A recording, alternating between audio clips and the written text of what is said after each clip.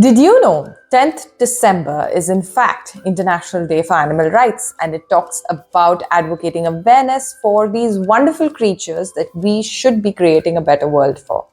I know of a man who does just that, but through his camera.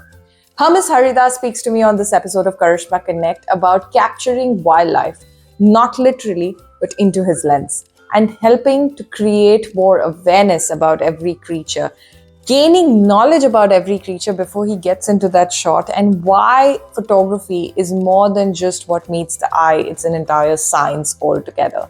He talks to me about tips and tricks, settings to look out for, how he took this latest winning shot, which got him a lot of acclaim and was taken in Al Qudra, and a whole lot more. So go check out the episode, and until the next one, stay tuned. This is Karishma. I'll be back next week, next Tuesday, with yet another fresh episode. We are T minus 11 episodes away from the big 100. So if you haven't liked, shared, and subscribed yet, what are you waiting for? Go check it out, and I'll see you soon. Tada. Thank you so much, Hermis, for joining me on this episode of Karishma Connect. It's a pleasure to have you. I can't wait to know more. I have been, I can't call myself a photographer, but I've been someone who is liked doing my little few photos that I do and just capturing moments. So I'm more than happy to kind of explore it in detail.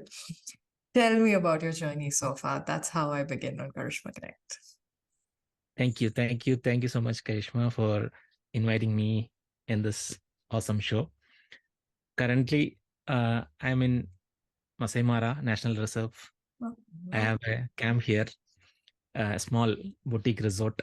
okay. So I come here almost every month from Dubai, Okay. and I stay for 5 to 10 days, and I go back. So behind you can see the this is the National Reserve.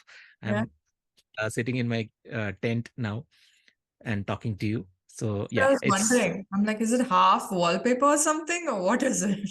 no, it's a tent. Oh, lovely. You can see the outside. Yeah. Yeah. Wow. It's an experience. Were you always in this industry? From last 13 to 14 years, I'm into photography. Oh. I started with as every other budding photographer. I started with taking all the kinds of photography, all the genres. I started with street. I started with landscape, like everything. I have touched architecture. Then at one point, you get that call from your inside that you have to concentrate on one thing. Then like that's when I got into bird photography initially, and then slowly moved to the mammals and all kinds of wildlife, what do you call, or nature related photography. Before I get into my other question, I want to ask you. You said that you go every time go to Masai Mara, to this resort. What do you gain out of that experience? Masai Mara, to be frank, is a paradise for any wildlife lover. So every time you come here, you see, you have a different experience. You see different animals, different behaviors. Everything is unique in each of my trip to Masai Mara, or wherever I go, wherever I travel for wildlife photography. The experience is different from the previous trips, so it keeps on calling you. And what is something that, I mean, because you're capturing, you said you started with bird photography, right? And then you Yeah. moved on to the others. What do you have to keep in mind when you are capturing wildlife? Because it's very different from capturing a human, like a Yeah. human being. It's different. Yes. The reactions are different. It's very spontaneous. There can be a movement any second. You can't control it. What are the Yes. challenges? What's happening there? What's the vibe? So when it comes to, like, as you said, humans, we can ask somebody to pose for us. Yeah. Animals will not do that. So the main thing that I believe any person who want to become a wildlife photographer is, like, he need to have a lot of patience. Patience and persistence is the key. Like you might have to wait for a lion to wake up and pose for you. Maybe, for example, last day when I went with my guest to the field. Mm. We started from our camp around 5:45, 6, and we reached the place where they found a leopard sitting on the tree around 6:45, Mm. and uh, we wanted the leopard to come down on the tree so that we get a very good photo Mm. opportunity. So we waited 1 hour, 2 hour, and it ended up in 9 hours of waiting that the leopard came down. So yeah, 9 hours we were without even having our lunch. We waited there. We had some fruits in our vehicle. We had that, and we waited for literally nine plus hours. And then she came down, and after 10 minutes, she again went up. So it was a treat for us Mm. Mm. because we waited so much. And the moment we started waiting, there were around 20-25 vehicles. Yeah. When she came down, we were the only vehicle was there. Everybody left. So patience is the key in Yeah. wildlife. Yeah. Yeah. That's what I want to tell everybody, that it's not an easy thing that to make or to create frames. You need to have a lot of patience to wait for that good moment to happen. And do you think, because you told me that you went through all genres and then decided, okay, this is what you want to do, how did that path influence you in the journey to, finally pursuing wildlife? Because that means you also did photography for humans, you also did photography for events and stuff. So, how did all of that kind of help you to become a better wildlife photographer?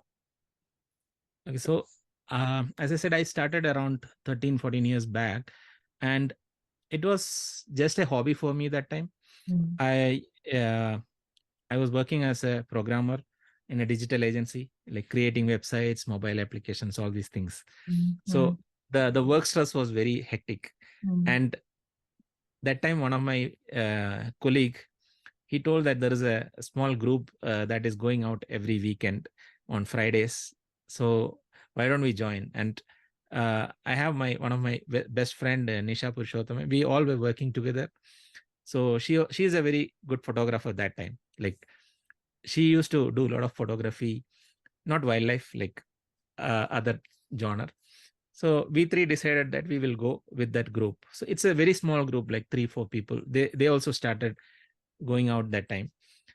So the mentor, his name is Mohammad Arfan Asif. So I was not interested, like I didn't know that I will be doing photography with them. I wanted just to go out on a Friday morning.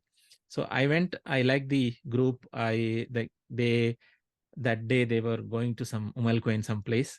So for me, it's exploring new place. So I went with them. I explored. It was nice. Then after coming back, uh, Nisha and my other colleague, Ramesh, we were discussing, and they insisted me to buy a point and shoot camera. And when we went to, I still remember, we went to the Times Square Sharaf DG, and we bought literally one DSLR, Canon 400D, something like that, very basic DSLR. Ended up in buying from 900, we ended up in buying something costing 3,000 dirhams. So that was the start of my photography. Then, as like he does go, he this mentor, this group mentor, he takes everybody to all these places, like our souk, Bardubai, spice market, everywhere we go and shoot. So then one day again we went to this place in Umal Queen called Coral Baida, near Ajman and Umal Queen. There I happened to shoot some birds. So I got a very good bird photo of two birds flying straight to me. And Mm. that picture got a lot of appreciation from a lot of people. Mm. That was something that Was- gave yeah, like a goosebump to for me to start concentrating on birds. And after that, I started dropping, going to all these other places, and I mostly concentrated on taking birds. And I had a very basic camera and lens that time. Then I upgraded my gears, and that's how it started, with one bird photo. And then in 2010, I came to Masai Mara for the first time. That changed my whole perspective of wildlife. and people, like that's the first international trip I did for photography. And the people over here, they're just awesome. The Maasai people, and the animals that you see here, wildlife abundance, like Yeah. it altogether changed the perspective of my uh, towards life and towards photography, everything. Then that trip I planned just a single trip to Masai Mara, come back. But after that, I started going 2 to 3 times a year to Mara. Mhm. Yeah. So then I started doing more photography. I started upgrading my gears to big lenses, 600 mm, uh, like high-end cameras and all these things. Yeah. So And once you find out the passion, once you find out what you want, then you invest in whatever is required. that is very important as well, right? And that is what brings me to my next question to you, that, often people think that photography is okay, it's just about clicking a photo. It's just something that I can do with my phone, especially in today's times where we have phones becoming the main camera for so many people. Yeah. So I want to understand from you, there's also a discipline aspect that I can see when you're talking in, whether it is the 9 hours of waiting for the animal to come down or it is about capturing the bird. Tell me something about that discipline, about things that people really don't think about but goes into the profession itself. Yeah. So I'm talking in the perspective of wildlife Yeah. or nature photography. As you said, we need a lot of discipline and respect towards nature first. You need to love nature to become a good nature photographer. Or these days, I have seen a lot of people who want to become a photographer just to become like to get fame or famous. So there are a majority percentage of people that are coming into that genre, and I have seen a lot of people disrespecting the nature, doing anything they want to get one single picture. These are the things that we should avoid: disturbing the environment, disturbing the species. I uh, don't like to do such things, and I don't encourage people to do, even if they come with me. Like a lot of people wanted, for example, you want a flight of a bird which is perched on a tree. Some people throw stones to that to make them fly. So all these things we have to avoid. That's the like basic thing is, you have to love your subject. Mm. Very Then true. only the subject will give back to you their whatever best you can get. That's very important. Very true. And do you Yeah. think photography, wildlife photography, in some way can also help solve the issue where we are seeing some animals even become extinct over time, or we are seeing these resources depleting? Do you think photography in any way can contribute, if done the correct way, to help solve that issue?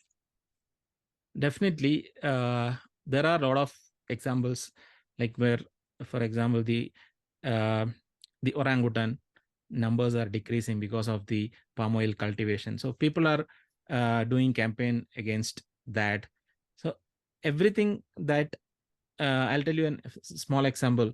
In the place called Valpare in Tamil Nadu, there is a species called lion-tailed macaque. So a lot of this the highway came through in the middle of the forest, and a lot of roadkills happens of this lion-tailed macaque. It's a very beautiful monkey. Like uh, so the people, the photographers who are who believe that photography can make a difference, they started photographing these roadkills, and they started alarming the authorities. And then there was a action that taken. The road kills happens when these animals cross the road. So Mm. they started making an overbridge for just for the uh, these monkeys. So the monkeys do not have to cross the road. They started going on these bridges. Mm. It's a Mm. very interesting thing that made think a lot of people how you can come out of this issue. So they did this kind of bridges for them. over bridge, like small bridges, and they started walking on that and they crossed the road. Mhm. So such things helps to create awareness and conserve whatever is left in this planet. Yeah. And then Yeah. I'm come to the technical side of it. But before I do, I want to ask you, and you need to tell me from scratch about that picture that's been doing the rounds for Malhotra. Tell me more about it. Tell me about the process, the story behind it, the setting. Explain that to me. Yeah. So Al Qudra is one of my favorite place in Dubai Yeah. because I go there every weekend. Uh, Whenever I'm in Dubai, I visit, not even weekend, like even weekdays. Weekends, I do photography workshops there, free workshops. okay. Anybody who is interested in wildlife photography or like for photography itself, they can come and join me during this workshop. Like I do it either on Sundays or Saturdays. How So can I get in touch? it is through our I announce it through Meetup and my social media. Okay. So yeah, most of the time I post some stories that I'm going. Usually 8 to 10 people will be there who are very interested to learn photography. So I go with them. I take them to the places where we can find some birds, and I tell them the basic settings that they have to use. I tell them how to behave with the animals or the birds. So all these things we do every weekend. So that place, and I live very near to that. I live in like Studio City, which is very close to Al Yeah. Qudra. So I have the opportunity to go there most of the time. So one day I got my the Nikon Z8. That's a very new camera that Nikon produced. So Okay. I got it for testing, Mm. and I went with that camera to this place, and I found this particular bird called Hupu, taking the feed, taking the prey and going to a tree. It was keep on doing the same behavior. So I started observing, and 2 3 days I was in that particular location. I've seen it doing the same thing. One day I got a photo of. Usually I don't check the photos when I click, because I just click and I keep it in my hard disk. So on one particular day I checked the photos and I found that there is a small gap of light which is giving me very red, bright sky. So I wanted to take the hoopoe in that red bright sky, and then I saw a shade next to that. Then I saw the possibility that I can get a. That time also I was never thinking about getting a hoopoe flight like straight up. I was thinking I can get a, like birds usually fly like this.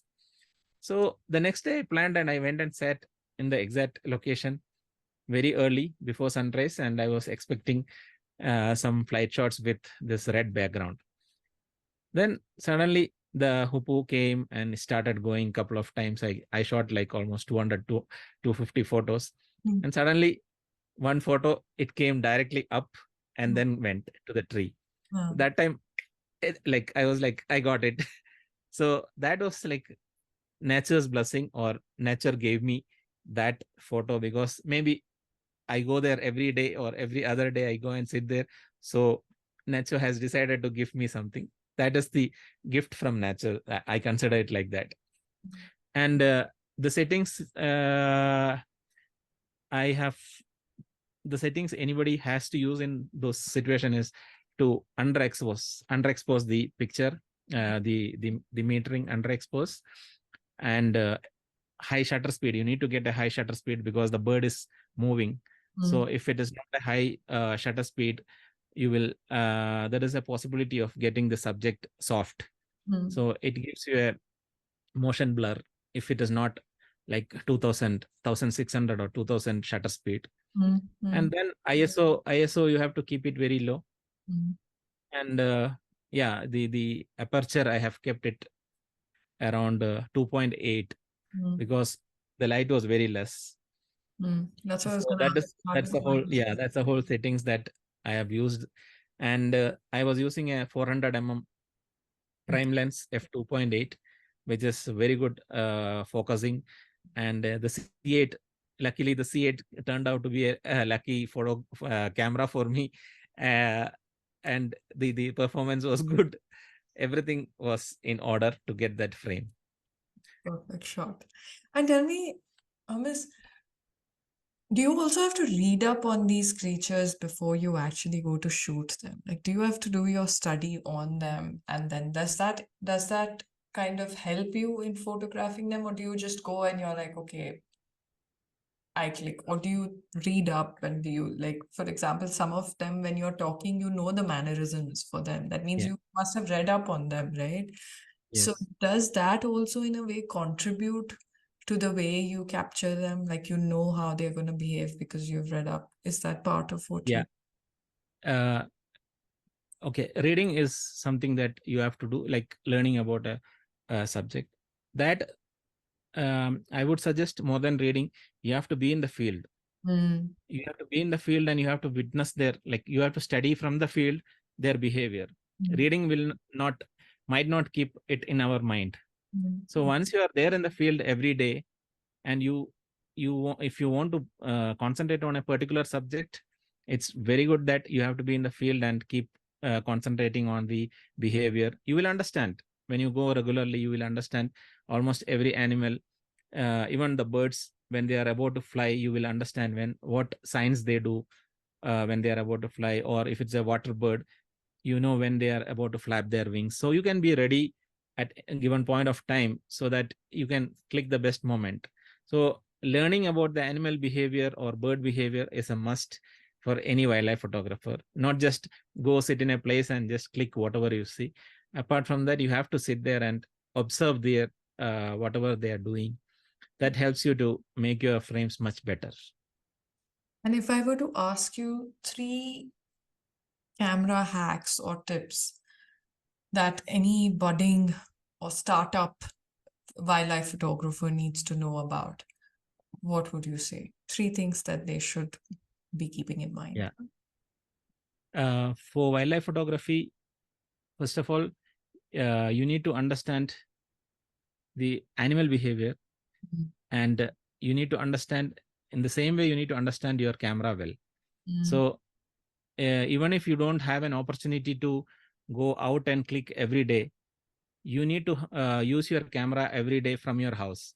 You can, it doesn't have to be a moving subject. You can keep any object in your table, dining table, and start clicking with various lights. Or you can look through your window or balcony. You can click whatever you see. It is to improve your knowledge about your camera, knowledge about the settings that you can use, various settings in various lighting conditions. Every day using your camera for at least 10 to 15 minutes helps this. So that's a like important thing that anybody can do. If you are really passionate about photography, you can spend 10 to 15 minutes doing this. Just take out your camera, check whatever you don't have to store that photos. It's just for your um, idea to what extent your skills are improving. And then one thing I mentioned is the patience. Like you need to have good patience, and you need to spend more time in the field. Maximum, like these days you have like early morning, you can get up and go to a nearby place before the sunrise and shoot something, come back on a weekday. Then you can spend the rest of the day with your family. So you can spend 2 or 3 hours for yourself and your passion. These are the main things I, and technical things like you will learn when you start applying these things. You will learn by yourself, or better, you find a good mentor, take some advice from them, go with them. Like when I started going with that group, every week I used to hear the same fundamentals from my mentor. mm, So a lot of people used to ask, why are you why are we listening to the same thing? But now when I think, I can understand that he was right that time. When you listen to something every day or every week, when you listen the same thing, it'll stay in your mind forever. yeah, So you will never miss that fundamentals from your head. So you need, if you have a good mentor, it helps you grow much faster. yeah, very true. Yes.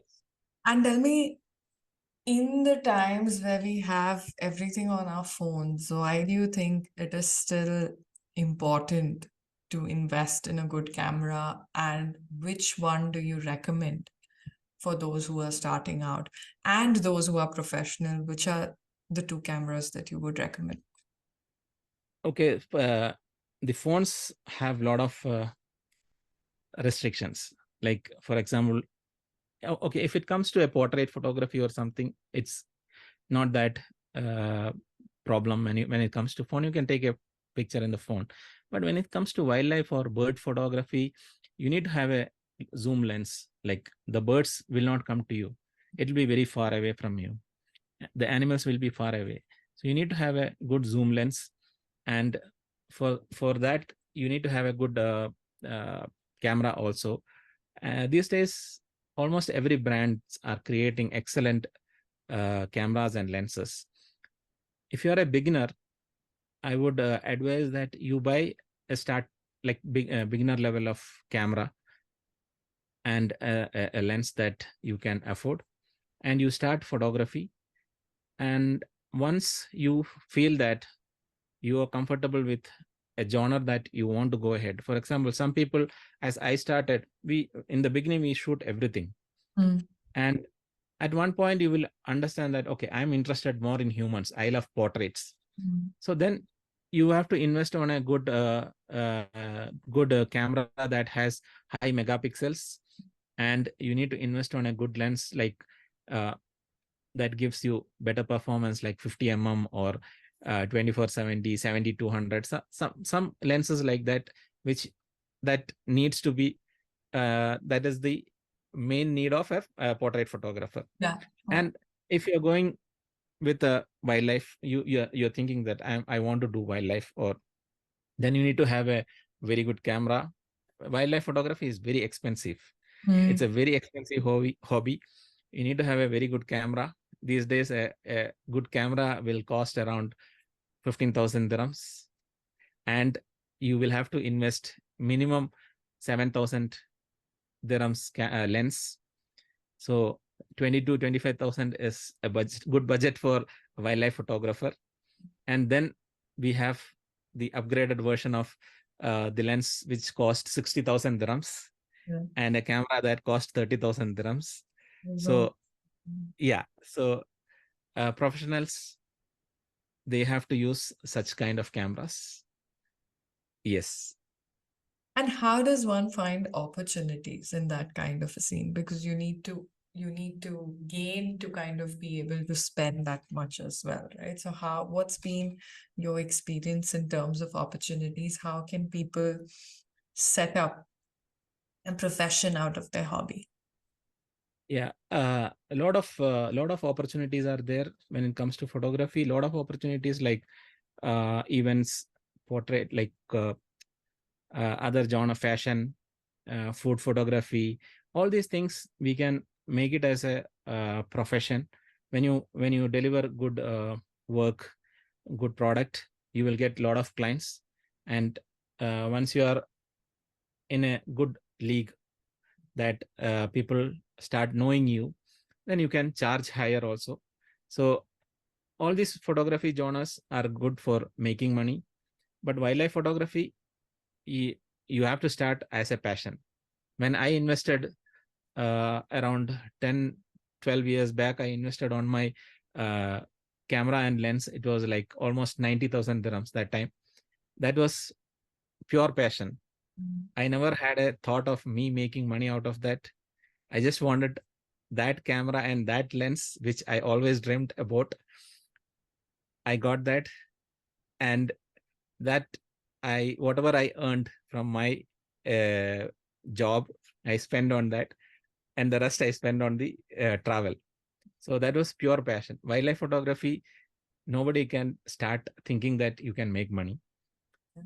I started making money after almost 7, 8 years of photographing wildlife. I started to take people as a small group to different part of the world. So I mentored them. That is the way I started making money. Then you will have a lot of brands supporting you. So all these things are the opportunity. These days, very rarely you can get into National Geographic or so-called other things. It's very difficult. Netflix, you have to invest a lot of money, a lot of time in that. So frankly speaking, making money from wildlife photography is tough. But what keeps you going? What makes it an experience to look out For for? me, I have, like, if you ask me, I have gone through like hell in my life because of this wildlife photography. Because it was the love for the animals or the nature that I was hooked into this. Like, I never lost hope. And then if you have an additional income, then it's easy for you. So better you find an additional income and then do this as a side, like keep it as a main hobby, but do this as a side thing. You need to concentrate on a good amount of money that comes from other source of income. I completely Yeah. Yes. My last question to you is, tell me one species that you really wish to capture into your lens someday. I have two dreams. One is the polar bear, and the second is the a polar bear is like I'm dreaming from long time. Uh, Hopefully soon I can go. One is the penguins from the Antarctica. So two ends I have to travel. Well, I hope someday your dreams come true because you have so much passion for what Thank you you. do, and I'm so happy to have explored it on this show. Thank you so much, Hermis. Your journey is Thank inspiring. you so I much. look forward to sharing. Most welcome. Yeah. Thank you.